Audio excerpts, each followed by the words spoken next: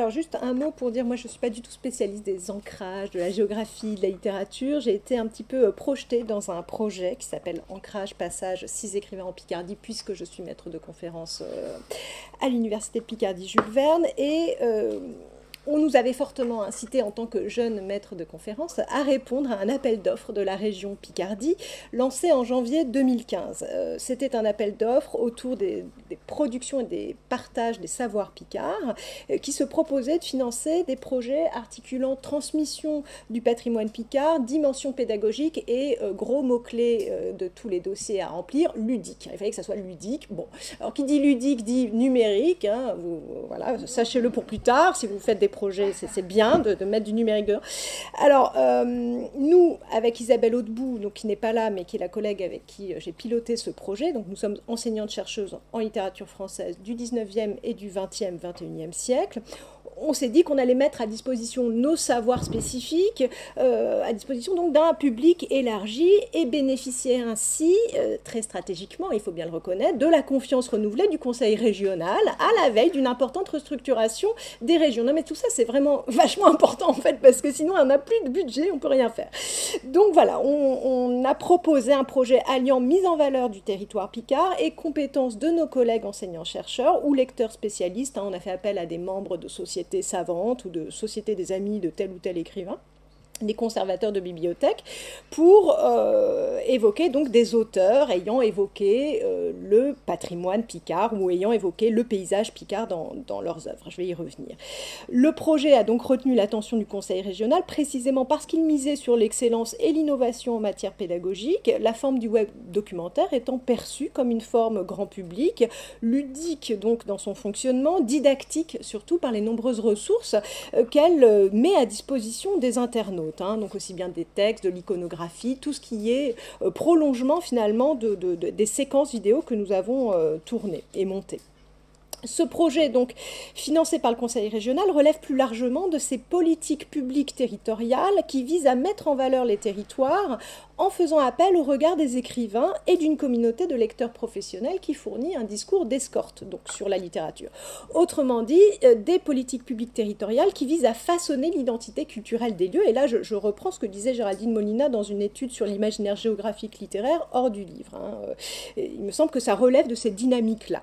En effet, on sait que la Picardie souffre d'un déficit d'image, qu'elle est réduite trop souvent aux stéréotypes de la misère sociale, des mornes paysages industriels, etc., etc. Si vous voulez vous faire une idée, ouvrez pour en finir avec Eddie Bellegueule d'Édouard Louis, vous aurez une image stéréotypée de la Picardie. Et nous, c'est précisément cette image que nous avons voulu faire voler en éclats, en mettant l'accent sur la diversité, la richesse, la beauté des paysages picards. Si j'arrive à ouvrir un petit peu donc l'argumentaire qui figure sur notre site internet. Alors, je reviens un petit peu en arrière pour vous montrer la liste des auteurs que nous avons abordés dans ce webdoc. 6 écrivains, donc, Jacques Darras, Pierre-Élise Garnier, Pierre Macorlan, Robert Mallet, Hector Malot, donc un du 19e, les autres du 20e et du 21e siècle, puisque Jacques Darras est toujours vivant. Alors, pourquoi cette liste-là? C'est évidemment une liste non exhaustive qui a été limitée à partir de 2 critères, la question du budget, bien sûr, et le critère du temps, puisque nous avions 1 an pour réaliser ce projet, donc un temps plutôt limité. Notre priorité est allée aux écrivains qui ont évoqué le territoire picard dans leurs textes, je le disais tout à l'heure. Nous n'avons pas voulu nous limiter, et ça c'est important, à des écrivains régionalistes ou picardisants qui ne devraient leur reconnaissance qu'à leur capitale d'autochtonie, formule qui a été employée à de nombreuses reprises ce matin. Nous avons en effet cherché à mettre d'abord en valeur des écrivains qui jouissent d'un capital symbolique plus important, qui sont reconnus, disons, par les principales instances de consécration littéraire ou qui font l'objet de colloques universitaires auxquels participent des collègues de l'université de Picardie Jules Verne. C'est le cas donc pour les auteurs de cette liste. Alors ce choix d'écrivains reconnus à des degrés divers, hein, certes, répondaient à la visée pédagogique et culturelle élargie que nous avons voulu donner au WebDoc. Nous sommes en outre conscientes des potentialités touristiques de notre travail, puisque, alors je dis potentialité, on pourrait parler d'instrumentalisation, à vous de voir qu'est-ce que vous avez envie de tirer hein, là-dedans. Nous avons en tout cas, nous, communiqué des flyers, hein, que je n'ai pas amené ici, mais aux offices du tourisme, de tourisme des villes où nous avons tourné, notamment les villes telles que Saint-Valery-sur-Somme ou Laon. Et je précise aussi que le projet se poursuit hors de la toile, comme en témoignent les rencontres littéraires publiques que nous organisons autour de la mise en ligne du web documentaire, dans des lieux culturels d'Amiens, dans des bibliothèques, en compagnie de Jacques Darras, qui propose des lectures de ses poèmes également par la même occasion. Autrement dit, le projet donne lieu à ce qu'on pourrait appeler de l'animation culturelle et sociale au sens large. Donc l'enjeu est ici sans doute moins économique que patrimonial. Je rappelle que Géraldine Molina, toujours dans l'article hein, que je citais tout à l'heure, énumérait plusieurs procédés susceptibles de renforcer la valeur patrimoniale d'une littérature préexistante dans les espaces territoriaux. Muséification, réhabilitation, amélioration signalétique, visites scolaires, touristiques. Peut-être qu'il faudrait désormais ajouter à cette liste la pratique du web documentaire qui peut exploiter les espaces vécus ou représentés par les écrivains en recourant à l'animation audiovisuelle et au support numérique. Nous proposons, nous en tout cas, pour notre part, des parcours virtuels. Le mot pèlerinage littéraire a été proposé ce matin hein, à partir d'une expression de Jean Nivet. Des pèlerinages littéraires, je dirais, par le biais d'Internet, puisque nous amenons l'internaute à se rendre soit dans des maisons d'écrivains, alors je précise que ce sont des maisons d'écrivains non muséifiées, comme dans le cas de Robert Mallet ou de Pierre et Ilse Garnier par exemple, soit dans des lieux où les écrivains ont passé leur enfance, comme c'est le cas pour Jacques Darras, ou dans des lieux où ils ont séjourné dans des circonstances marquantes. Je pense à la Grande Guerre pour Pierre Macorlan, hein, puisque nous nous rendons à Péronne sur le champ de bataille directement, où il a écrit finalement des textes sur son expérience de la guerre, sur sa blessure de guerre, ou encore des lieux où les écrivains ont enquêté pour les besoins de leur travail d'écriture. C'est le cas d'Hector Malot se rendant à Flixecourt. Alors, pour mettre en évidence la notion de parcours littéraire et géographique, notre web documentaire propose, comme vous l'avez peut-être vu, si j'arrive à revenir, mon Dieu, toujours, alors, propose dans sa page d'accueil une double entrée, une entrée par la carte et une entrée par les auteurs. Si on entre par les lieux, et c'est le cas de la plupart des jeunes internautes, hein, on a un peu mené l'enquête autour des usages de notre webdoc, eh bien on se laisse davantage aller au plaisir d'une navigation plus intuitive, et si l'on suit l'entrée par les auteurs, eh bien nous aurons une entrée plus classique où nous sommes amenés à suivre le portrait d'un écrivain en plusieurs étapes biographiques, géographiques et littéraires. J'adorerais vous faire des démonstrations, mais j'ai tellement peur que ça ne marche pas que je suis un peu paralysée en fait. Donc voilà, pour l'instant, je me réserve. Nous verrons si nous aurons le temps plus tard. Alors, je vais essayer de dégager 3 dimensions qui me semblent intéressantes ou pertinentes par rapport à la journée d'études, au colloque qui se déroule ces 2 jours-ci. 3 dimensions qui ressortent de l'approche des lieux et des territoires par les textes, hein, tels que nous la mettons en valeur à travers ce web documentaire. La première dimension tient à la mise en évidence des rôles documentaires et idéologiques de la description d'une ville ou d'un paysage dans une œuvre littéraire. Alors, c'est le cas pour Hector Malot. Alors, quelques mots sur Hector Malot. Vous le savez, peut-être pour la plupart d'entre vous, c'est un écrivain qui a écrit pour la jeunesse, qui situe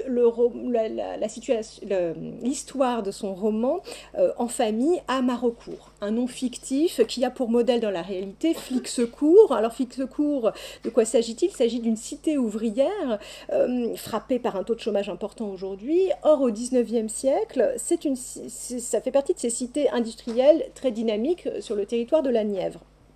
La cité a été en effet entièrement reconfigurée par les frères Saints, reconfigurée autant du point de vue géographique qu'architectural, puisque les frères Saints y ont fait implanter des filatures, des entrepôts, des habitations ouvrières. Et donc nous, notre travail, ça a été de montrer des images d'archives de la ville, toute une série d'iconographies, signalant en fait le travail documentaire réalisé par Malo en amont, donc un travail d'enquête, et en aval, puisque nous avons pris le parti de montrer que la fiction en famille documente les réalités sociales sur le travail, documente la géographie en fait voilà, de la cité ouvrière, elle ne se contente pas évidemment de documenter, elle véhicule bien sûr une idéologie sur le travail, marquée par le paternalisme. Vous voyez les titres de nos différentes séquences, plus on progresse, plus on va vers cette dimension idéologique, le paternalisme et l'utopie socialiste qui trouve à s'exprimer dans les actions des personnages, ou dans le regard des personnages sur cette ville de Marocourt, donc Flixecourt. Alors je vous fais entendre, si nous y arrivons, un passage sur le socialisme utopique où nous avons fait appel en fait à une collègue géographe qui donc explique la vision de Malo. Donc, une explication ici, un lien entre, en tout cas, le texte et les lieux, du point de vue de l'idéologie, du travail documentaire de Malo aussi. Le deuxième enjeu, en tout cas la deuxième dimension qui me paraît intéressante de notre web documentaire, c'est celle qui a consisté à initier un large public, je dis toujours ça parce que nous faisons passer ce web documentaire dans les classes, désormais, les classes du secondaire, initier un large public à la valeur esthétique, en tout cas c'est l'ambition, du regard que l'écrivain porte sur un paysage. On montre ainsi comment le territoire de la région est non seulement transfiguré par la création artistique, mais aussi comment il vient nourrir une réflexion esthétique. Il s'agissait donc de proposer plusieurs lectures d'une œuvre, ou en tout cas plusieurs images d'un auteur, en réconciliant la lecture référentielle, qui répond au désir largement répandu que le texte s'ancre dans une réalité autre que purement textuelle, la lecture référentielle et une lecture plus symbolique ou plus esthétique des textes littéraires. Alors il me semble que ce travail-là, on essaie de le réaliser tout particulièrement en ce qui concerne l'œuvre des poètes, Robert Mallet, dont j'ai parlé, Pierre Garnier, ou Ilse Garnier d'ailleurs, sa femme, qui était aussi poétesse, et Jacques Darras. Nous avons fait le pari que la découverte des lieux vécus et représentés par les écrivains dans leurs œuvres pouvait donner envie de découvrir des œuvres poétiques réputées difficiles d'accès, ou en tout cas peut-être plus hermétiques. Je pense tout particulièrement à la poésie spatialiste de Pierre et Ilse Garnier, poésie d'avant-garde donc, qui s'avère sans doute quelque peu opaque ou hermétique si l'on est projeté face à ces textes. Or nous ici on essaie de renseigner le lecteur en montrant finalement l'articulation entre un ancrage local et une pratique artistique ou poétique. Et donc, il me semble que si l'on est renseigné sur l'installation du couple de poètes à Cesval, si l'on connaît la passion de Pierre Garnier pour les oiseaux, si on connaît son rapport à la langue picarde, eh bien, nous avons un éclairage indispensable, enfin en tout cas un éclairage supplémentaire sur le choix de l'avant-garde artistique depuis cet ancrage régional. Donc je voulais vous montrer une séquence, on va essayer de voir si ça fonctionne, sur les poètes au travail, où précisément nous nous rendons dans la maison des écrivains. Je ne prolonge pas davantage, mais on voit bien ici le lien entre l'ancrage biographique et effectivement ensuite une pratique, en tout cas un parti pris esthétique, enfin, on voit bien. Il faudrait davantage aller plus loin dans la vidéo et dans les autres vidéos.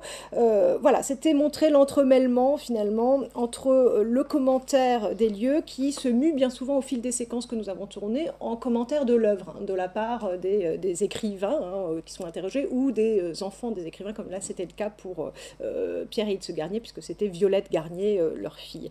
Alors j'aurais voulu vous montrer une séquence où Jacques Darras fait ce lien entre le paysage mouvant du fleuve de la Mai qui se jette dans la Manche et la poétique de la continuité qu'il met en œuvre dans ses poèmes. Je n'ai pas le temps de le montrer puisque Mathilde me fait signe que l'heure tourne.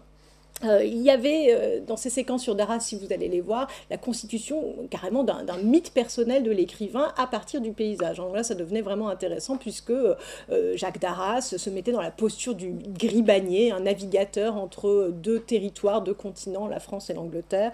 Voilà, vous irez voir si vous voulez travailler sur ces postures d'écrivain qui se constituent à partir de l'ancrage biographique.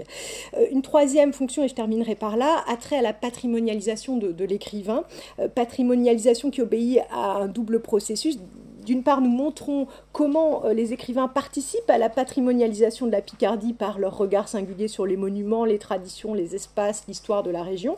D'autre part, nous rendons visibles, nous, des écrivains, nous consolidons leur reconnaissance à l'échelle du territoire régional en mettant l'accent donc sur cet ancrage qu'ils commentent eux-mêmes ou que nous commentons avec eux. Un exemple toujours emprunté à Jacques Darras, lorsqu'il offre un commentaire sur la rose des arts libéraux dans la cathédrale de Laon. En fait, il valorise le patrimoine de la ville, c'est pourquoi nous avons envoyé à Laon des flyers en disant utilisez notre webdoc, qui pourrait être intéressant pour remonter un peu les batteries de cette ville. Voilà, il commente donc la cathédrale de Laon tout en confortant, je dirais, la valeur canonique peut-être de son œuvre, puisque les questions qu'on lui pose l'incitent à tisser des liens entre le monument rendant hommage au savoir et l'ambition savante de sa poésie. Bon. Je ne développe pas plus, il y aurait beaucoup à dire sur Robert Mallet et sur Pierre Macorlan aussi, où nous nous rendons sur le champ de bataille en lisant les textes de Pierre Macorlan, donc en l'imposant comme figure de témoin majeur de la Grande Guerre, et donc en légendant littéralement le territoire avec son propre commentaire sur le bois des Berlingots, donc à Péronne. Quelques remarques pour conclure, tout ça va trop vite, bien sûr, je passe la moitié de ce que je voulais dire. J'ai beaucoup insisté sur l'ancrage comme ligne dynamique ou motrice de notre projet. En réalité, vous avez vu le titre, nous avions en tête de ne pas régionaliser à l'excès nos auteurs, de ne pas en faire des auteurs picards, mais des auteurs en Picardie. C'est pourquoi nous avions convoqué la notion de passage, manifestant ainsi notre réserve vis-à-vis de ce que Jean-Christophe Bailly nomme l'empéisement. L'empéisement, c'est-à-dire le repli d'une identité nationale ou régionale, en tout cas le repli d'une identité sur soi, empéisement auquel pourrait mener, et on s'en doute bien, certaines formes de patrimonialisation telles qu'elles sont défendues par des politiques conservatrices. Donc l'ancrage, oui, mais jusqu'à un certain point. Et c'est pour ça que nous faisons un argumentaire assez, pas détaillé, non, c'est quelques lignes, mais où nous mettons l'accent sur les frontières mouvantes de la Picardie, des choses comme ça. Et puis ça traverse évidemment tout notre discours dans ce webdoc. Deuxième remarque, et je finis là-dessus, c'est un travail collectif ouvert. Le web documentaire est sous-titré 6 écrivains en Picardie, précisément parce que nous songeons à étendre la liste, bien entendu en incluant des auteurs tels que Jules Verne, peut-être que ça vous aura paru bizarre qu'il ne soit pas là, mais aussi des écrivaines, puisque vous avez constaté que cette liste est décidément bien trop masculine à notre goût.